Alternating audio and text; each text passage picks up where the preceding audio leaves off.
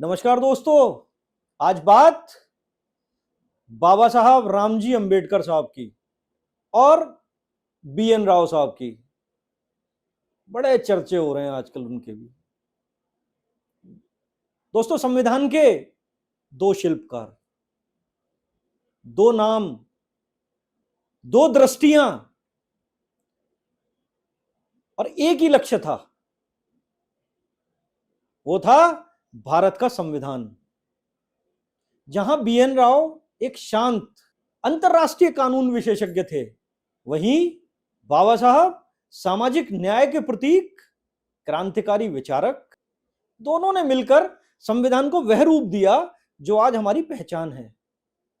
लेकिन दोस्तों, इनके बीच एक जो सबसे बड़ा अंतर था वो था वैचारिक अंतर। दोस्तों, स्वागत है हमारे चैनल जीपी पर। आइए शुरू करते हैं। 1946 का भारत दोस्तों, आजादी की दस्तक सुनाई दे रही थी, पर जो स्वरूप अस्पष्ट था वो था भारत का संविधान का।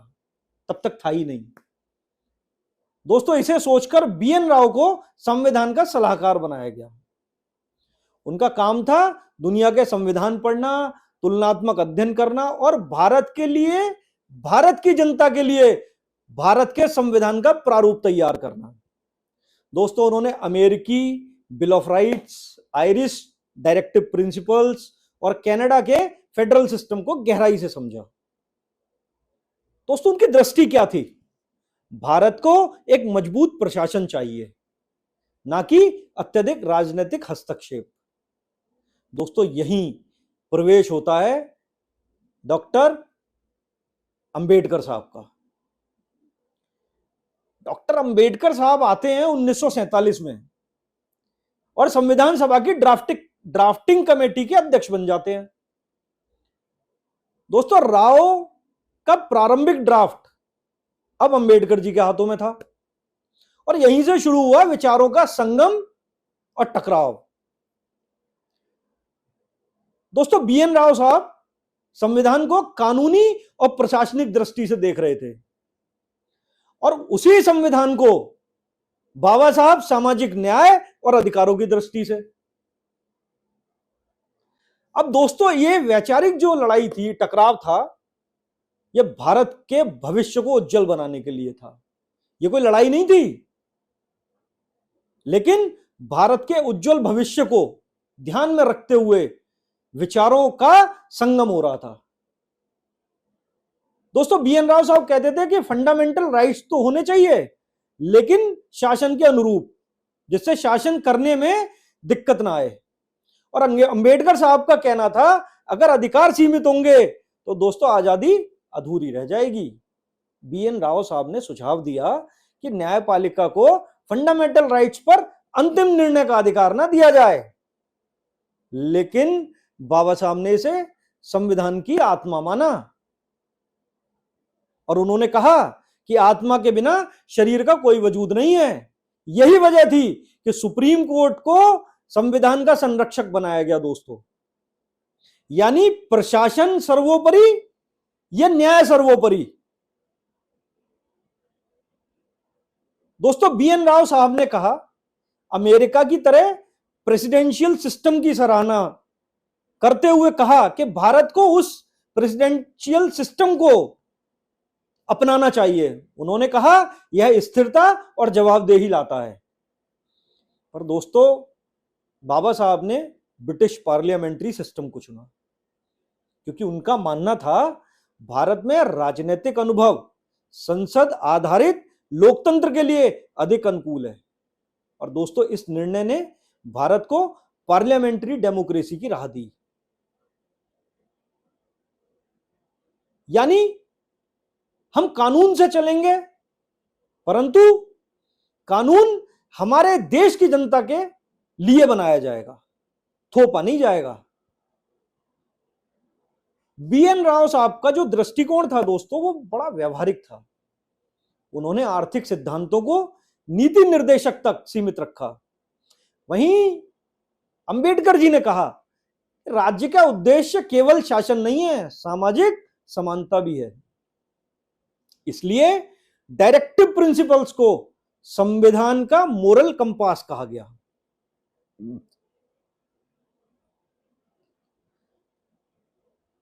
दोस्तों, न्यायिक व्यवस्था और संवैधानिक शक्तियां, जिस पर डॉक्टर बीएन राव ने कहा कि न्यायपालिका को सीमित अधिकार मिलने चाहिए। वे मानते थे कि राज्य को प्रशासनिक रूप से स्वतंत्र रहना चाहिए, जबकि बाबा साहब ने सुप्रीम कोर्ट को शक्तिशाली बनाया, क्योंकि उनका कहना था यदि राज्य कानून से ऊपर होगा तो लोकतंत्र सुरक्षित नहीं रहेगा, और हम लोकतंत्र के ध्वजवाहक हैं। दोस्तों,